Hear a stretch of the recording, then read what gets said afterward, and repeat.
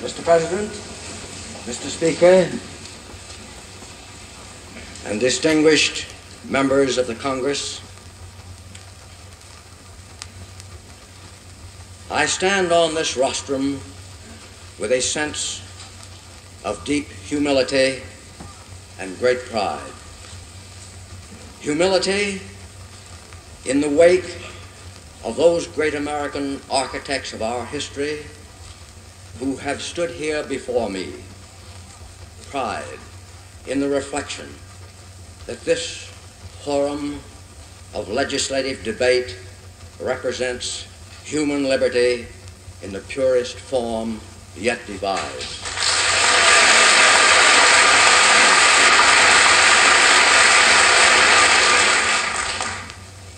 Here are centered the hopes and aspirations and faith of the entire human race.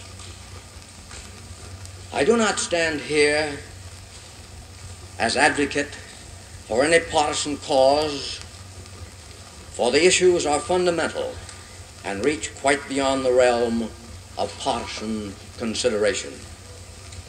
They must be resolved on the highest plane of national interest if our course is to prove sound and our future protected. I trust, therefore, that you will do me the justice of receiving that which I have to say as solely expressing the considered viewpoint of a fellow American. I address you with neither rancor nor bitterness in the fading twilight of life, with but one purpose in mind: to serve my country.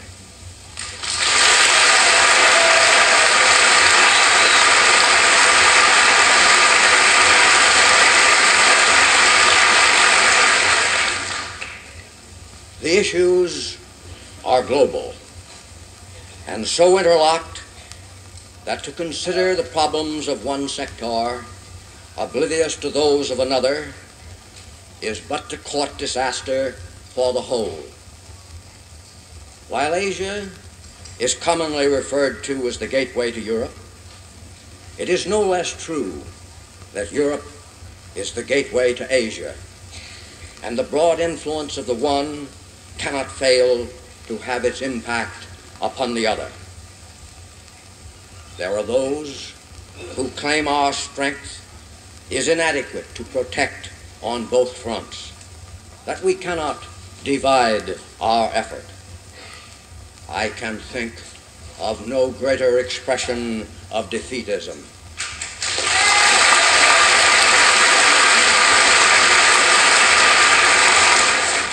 If a potential enemy can divide his strength on two fronts, it is for us to counter his effort. The communist threat is a global one. Its successful advance in one sector threatens the destruction of every other sector. You cannot appease or otherwise surrender to communism in Asia without simultaneously undermining our efforts to halt its advance in Europe.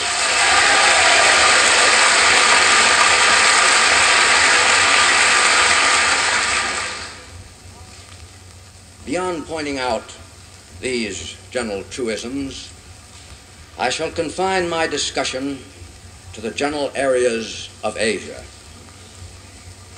Before one may objectively assess the situation now existing there, he must comprehend something of Asia's past and the revolutionary changes which have marked her course up to the present.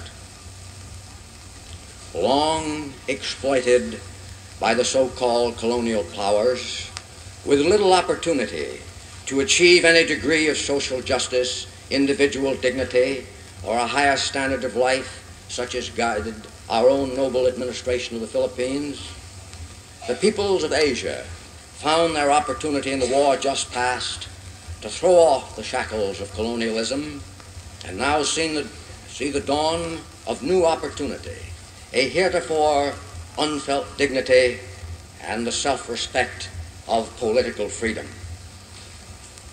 mustering half of the Earth's population and 60% of its natural resources, these peoples are rapidly consolidating a new force, both moral and material, with which to raise the living standard and erect adaptations of the design of modern progress to their own distinct cultural environments. Whether one adheres to the concept of colonization or not, this is the direction of Asian progress, and it may not be stopped. It is a corollary to the shift of the world economic frontiers as the whole epicenter of world affairs rotates back toward the area whence it started. In this situation, it becomes vital that our own country orient its policies in consonance with this basic evolutionary condition, rather than pursue a course blind to the reality that the colonial era is now past and the Asian peoples covet the right to shape their own free destiny. What they seek now is friendly guidance, understanding, and support, not imperious direction.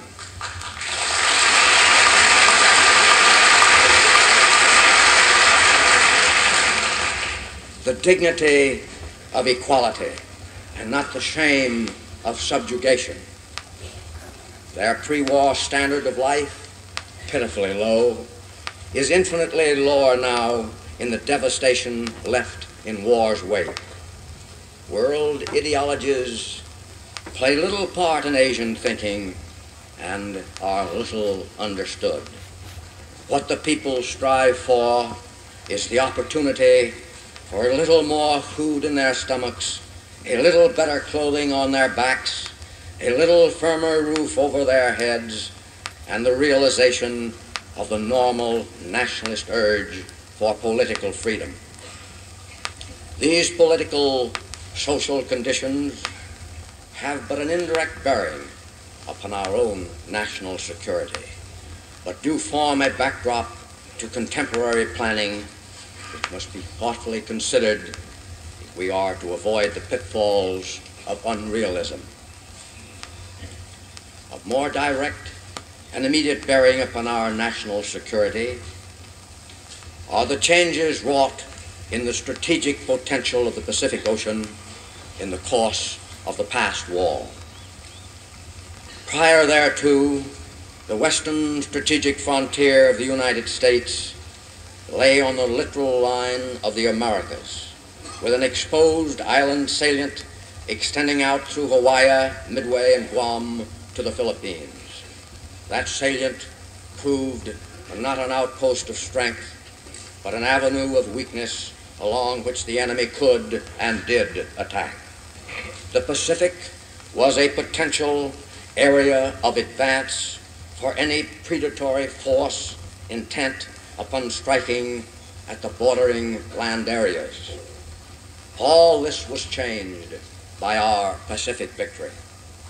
Our strategic frontier then shifted to embrace the entire Pacific Ocean, which became a vast moat to protect us as long as we held it. Indeed, it acts as a protective shield for all of the Americas and all free lands of the Pacific Ocean area. We control it to the shores of Asia by a chain of islands extending in an arc from the Aleutians to the Marianas, held by us and our free allies.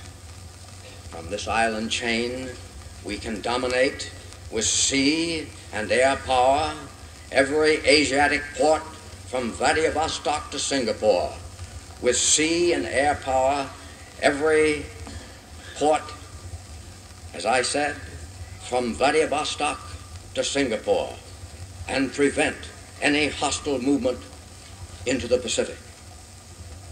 Any predatory attack from Asia must be an amphibious effort.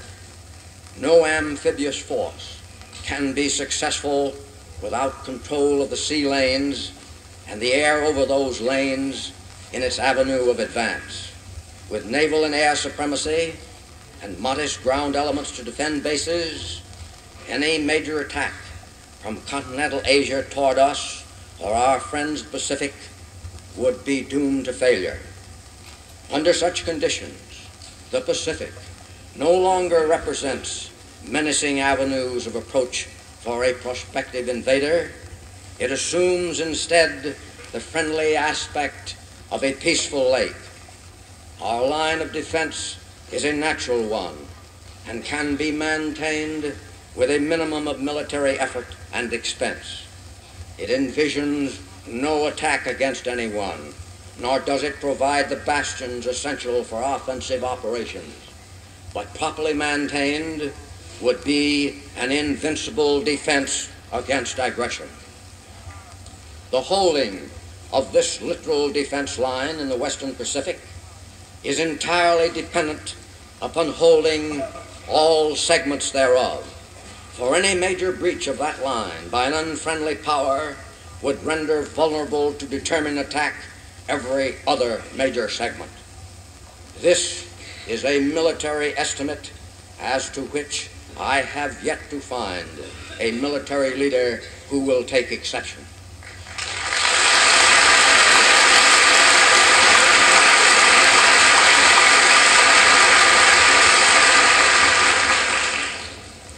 For that reason, I have strongly recommended in the past, as a matter of military urgency, that under no circumstances must Formosa fall under communist control.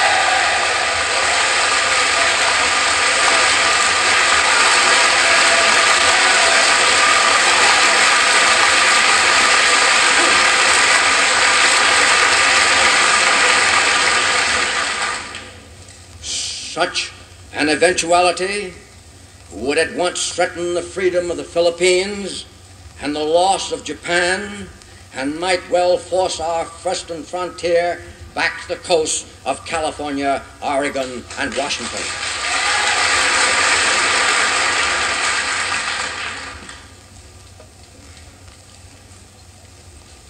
To understand the changes which now appear upon the Chinese mainland, one must understand the changes in Chinese character and culture over the past 50 years. China, up to 50 years ago, was completely non-homogeneous, being compartmented into groups divided against each other. The war-making tendency was almost non-existent, as they still followed the tenets of the Confucian ideal of pacifist culture. At the turn of the century, under the regime of Chancellor Ling, efforts toward greater homogeneity produced the start of a nationalist urge. This was further and more successfully developed under the leadership of Chiang Kai-shek, but has been brought to its greatest fruition under the present regime, to the point that it has now taken on the character of a united nationalism of increasingly dominant aggressive tendencies. Through these past 50 years, the Chinese people have thus become militarized in their concepts and in their ideals. They now constitute excellent soldiers with competent staffs and commanders. This has produced a new and dominant power in Asia, which, for its own purposes, is allied with Soviet Russia, but which, in its own concepts and methods, has become aggressively imperialistic with a lust for expansion and increased power normal to this type of imperialism. There is little of the ideological concept either one way or another in the Chinese makeup. The standard of living is so low, and the capital accumulation has been so thoroughly dissipated by war that the masses are desperate and avid to follow any leadership which seems to promise the alleviation of local stringencies.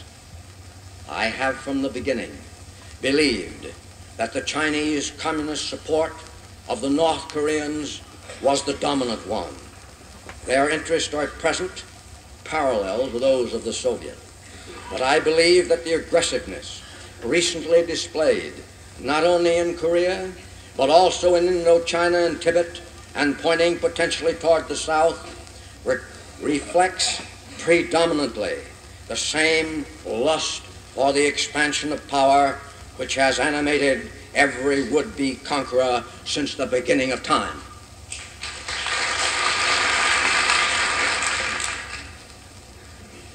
The Japanese people, since the war, have undergone the greatest reformation recorded in modern history.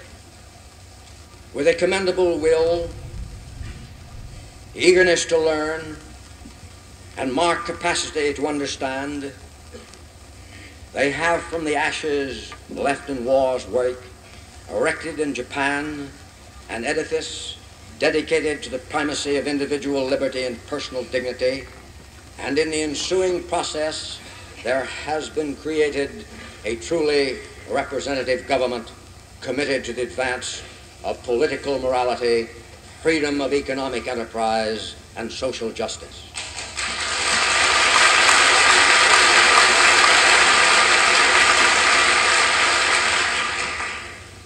Politically, economically, and socially, Japan is now abreast of many free nations of the earth and will not again fail the universal trust.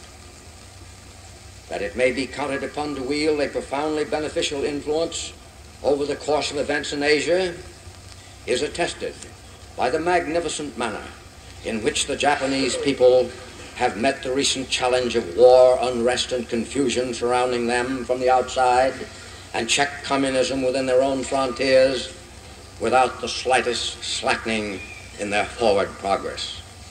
I sent all 4 of our occupation divisions to the Korean battlefront without the slightest qualms as to the effect of the resulting power vacuum upon Japan. The results fully justified my faith.